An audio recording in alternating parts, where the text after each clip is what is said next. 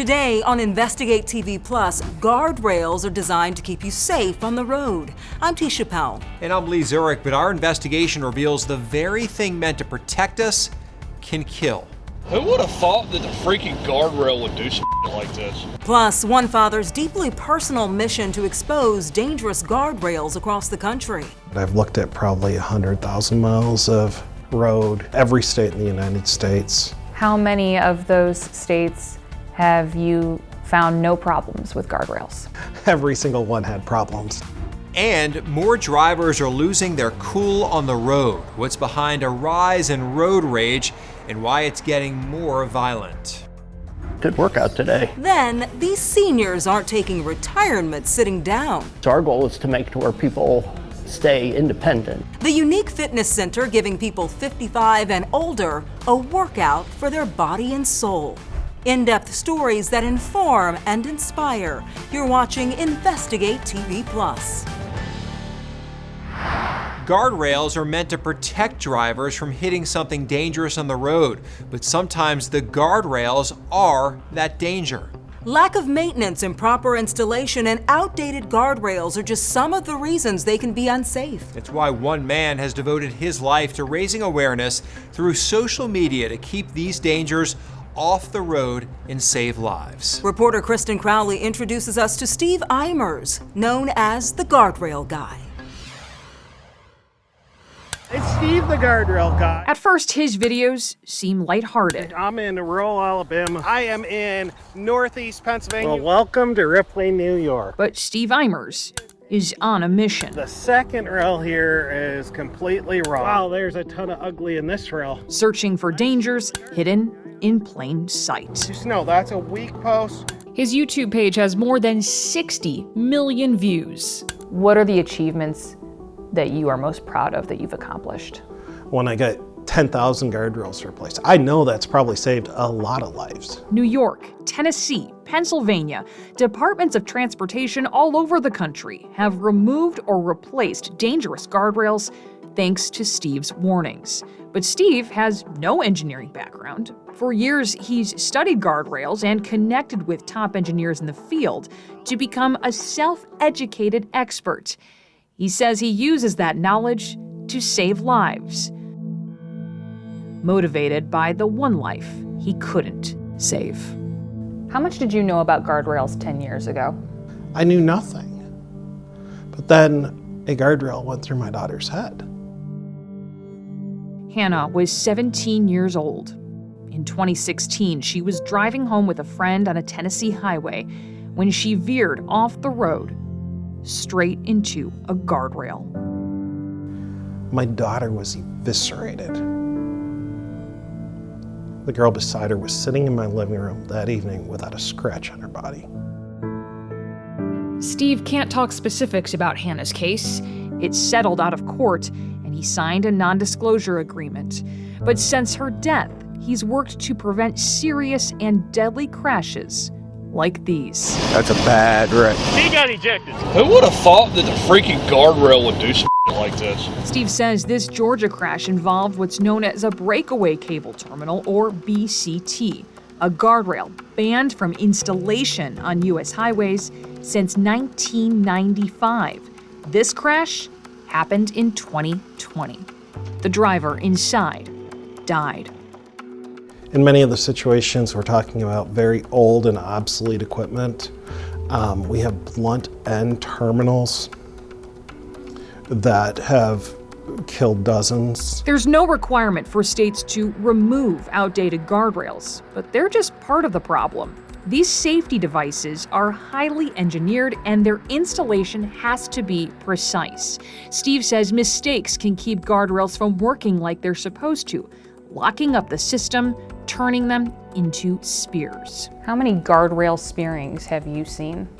Hundreds upon hundreds, maybe over 1,000. Spearings like these. The guardrail's going literally in the driver's side door. I don't see how anybody survived that. The examples come from everywhere: Nevada, Ohio, Tennessee, Florida. He literally was just the most amazing soul. Hunter Burns was 22 years old in 2020 when he crashed into a guardrail in Manatee County, Florida. His mother, Christy, says the guardrail acted like a slingshot, shooting him into a pole the guardrail was meant to shield drivers from.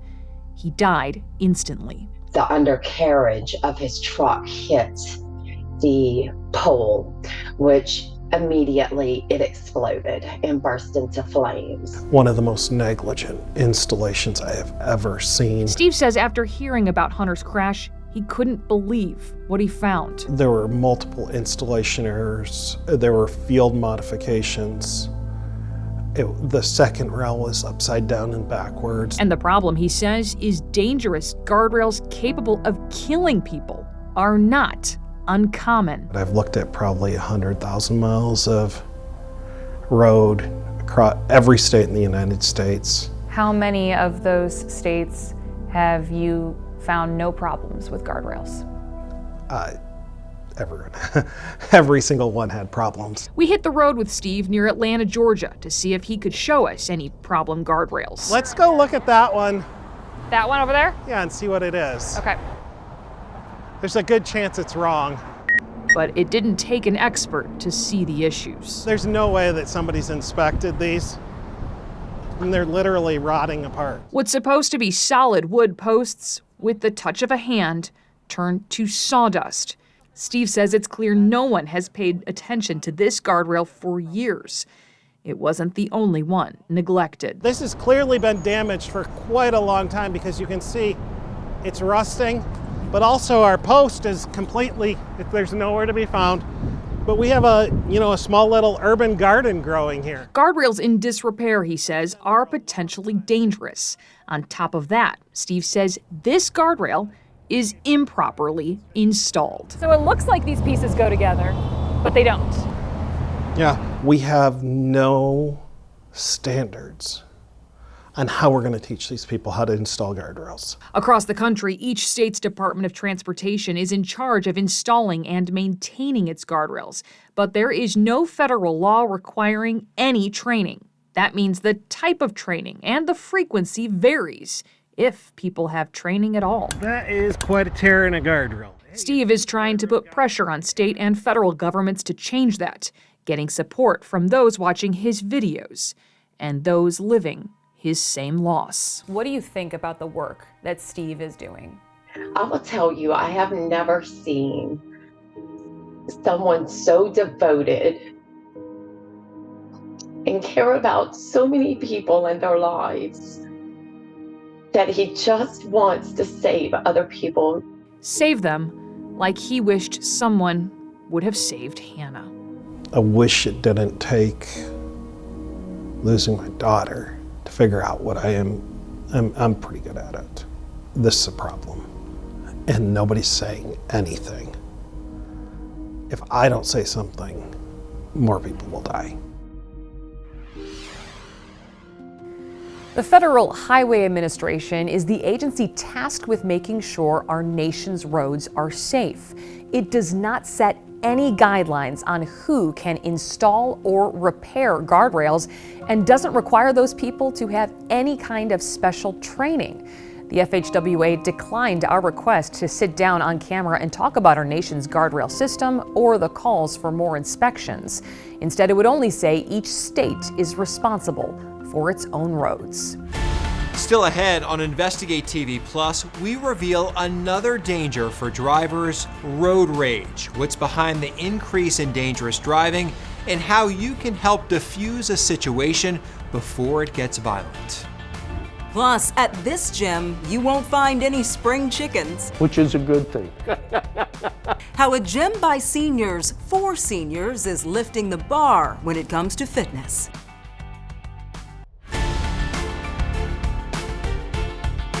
It's happened to all of us. Someone cuts you off in traffic and you get annoyed. Yeah, according to AAA, nearly 80% of drivers admit they lose their temper behind the wheel. The National Highway Traffic Safety Administration says road rage describes the, quote, angry and violent behavior at the extreme of aggressive driving. A few moments of anger behind the wheel can upend entire lives. That's why we want to give you the tools to help diffuse a situation before it becomes aggressive. Plus, we introduce you to some of the people forever affected by road rage and explain why it's getting deadlier.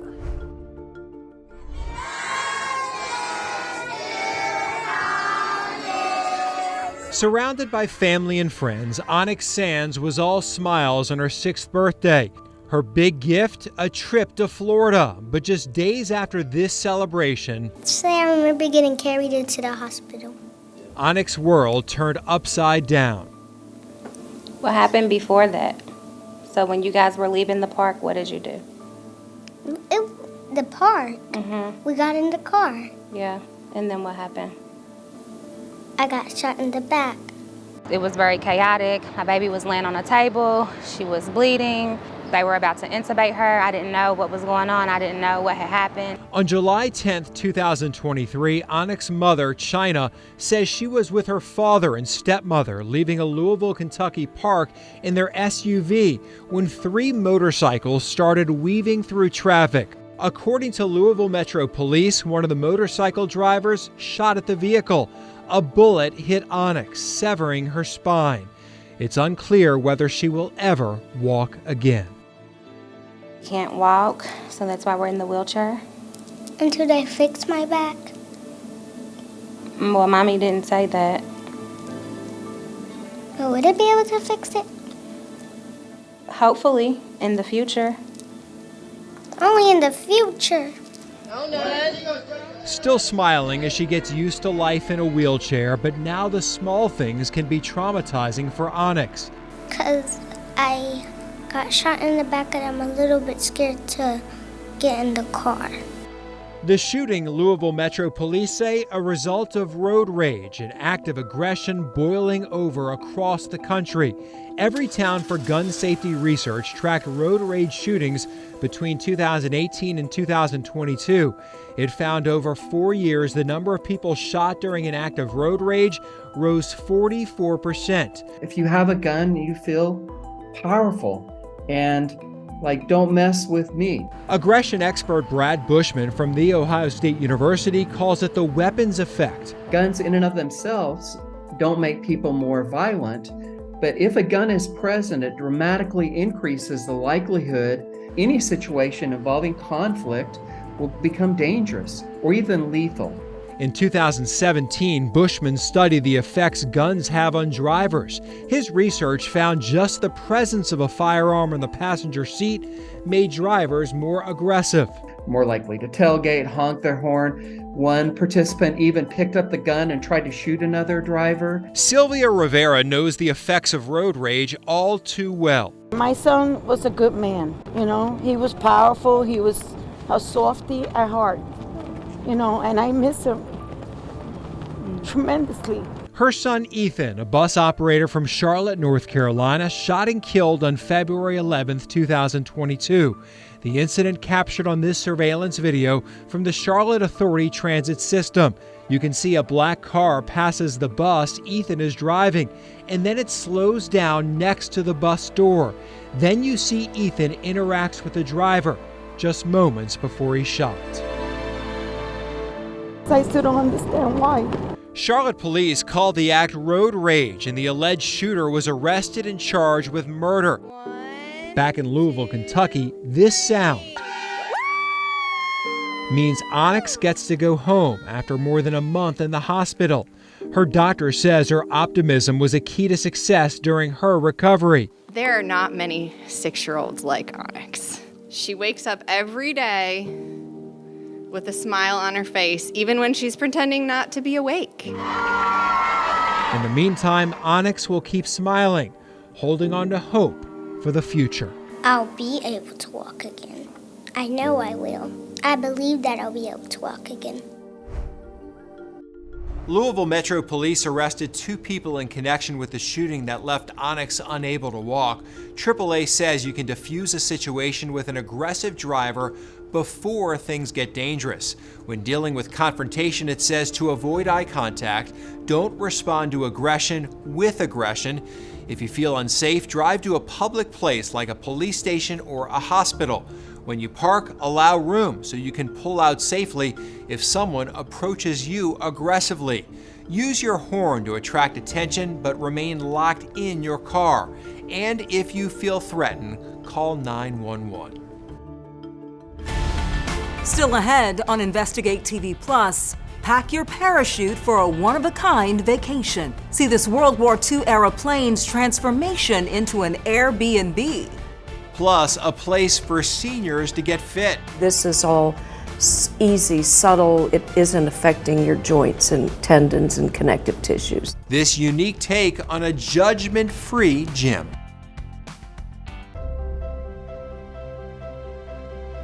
For people age 65 and up, the CDC says regular exercise is one of the most important things you can do for your health. The agency recommends 30 minutes of activity, even just walking, 5 times a week. The CDC's bottom line, some exercise is better than none. Reporter Lauren Korn takes us to a gym in South Carolina, changing the way seniors think about fitness. Okay, go kind of slower on your motions. Pushing. Go a little slower. Pulling. And we don't need much weight. And pedaling for progress. Don't feel intimidated by, these nice young hot bodies that are still out there. You won't find fitness models or full-size mirrors here. Which is a good thing.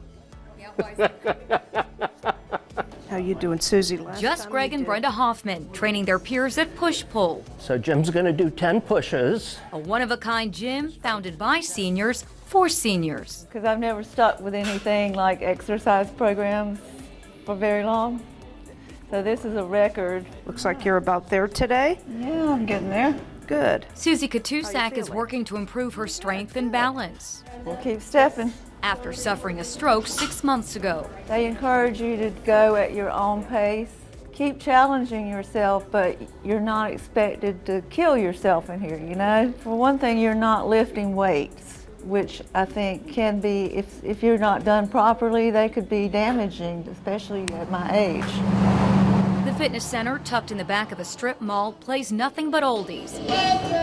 While folks work out on zero-impact air-powered machines, designed to give you a full-body workout. This is all easy, subtle, it isn't affecting your joints and tendons and connective tissues. You can adjust the weight 1 pound at a time, so you don't have to go up a lot at one time. You're going to get a good workout today. Jim Johnson says he enjoys testing his strength and seeing the results. The doctor said my cholesterol was better, my blood pressure was lower, and I truly believe it was all because of the workout here that we saw those improvements. Making friends is just an added bonus. You have people who are seniors in your own age group, so it's really like a social club almost. Works out well. It's building up self-confidence and a better quality of life for years to come. It makes me feel very proud of myself for continuing to follow through with something, and it makes my self-esteem feel good, and so it encourages me to keep going. We've had tears in our eyes from some of their stories. I mean, we're like, wow, and we look at each other like, we helped do that. Still ahead on Investigate TV Plus, an historic hotel stay. We'll show you how the owner transformed this vintage airliner into a Top Gun vacation spot. A World War II era plane destined for the scrapyard now has new life in central Wisconsin. Reporter Dale Ryman shows us its transformation into a 5-star Airbnb. I knew it was going to be neat, but I know it was going to be that big or look the way it does where it gets hung up in the trees to make it look like a plane either landed or crashed. Joe Drager had an idea. When I was searching on Airbnb here a few years back, I saw one in Venezuela, and it had more of a short modified version of just like a cockpit and a small part of the fuselage and a short section of the wing. And I thought it'd be neat if you're going to do that, to do the whole thing. It didn't seem that outlandish at the time. With his contractor, Gary Fleischman, on board, Joe got to work. I'll let you in the front door. October of 2022, they hauled the DC-3 World War II era plane to his shop in Antigo to remodel it, inside and out. Bathroom, shower. It's a short, obviously you don't have a lot of headroom. We had to empty out the whole fuselage and then put it all back together and then make it, livable, to where people are comfortable in it. A little kitchen area, sink, table, fridge. Joe paid 10 grand for the plane, which he thought was a bargain. He's put another $50K into it to get it to where it is now. Then we just had the 2 trundle beds that these slide out from underneath, and so it does sleep 4. That's the biggest thing that interested me was just the actual history of the plane, or to bring it back so it still had some of that authenticity to it. I wasn't sure how it was all going to lay out. Obviously you've got a 60 by 8-foot tube and you have to make it into living quarters. Every room in the apartment has a view. That's right. They put it on stilts to give you that airborne sensation. And had a crane pick it up and then set it over the trees onto the cradle that we engineered or created. It is my first time ever putting something up this high in the air. To top it off, they recreated propellers out of big ceiling fans with giant blades hooked up to a converted motor. They're motion detected, so when you walk up on them, the lights come on and the blades start to spin. When the sun sets, the fun begins. But at night, it's all lit up. The wings are lit, the tail's lit, the motors are lit. It looks a little bit more unique at night when it's lit. For this Antigo businessman, the job met and, shall we say, flew past his own expectations. I mean, they really are a neat airliner. Joe said the state did come in and inspect it, so no safety questions were left up in the air. Well, if you want something different, that's definitely it. I'd say if you're going on vacation, you don't want to stay in just a random apartment, stay in a plane. That will be a memorable vacation. All right, that's it for us here on Investigate TV Plus. I'm Lisa. And I'm Tisha Powell. Thanks for watching. Next time on Investigate TV Plus, some permanent makeup artist leaving clients with botched brows. A lack of licensing laws allowing artists to practice without proper training.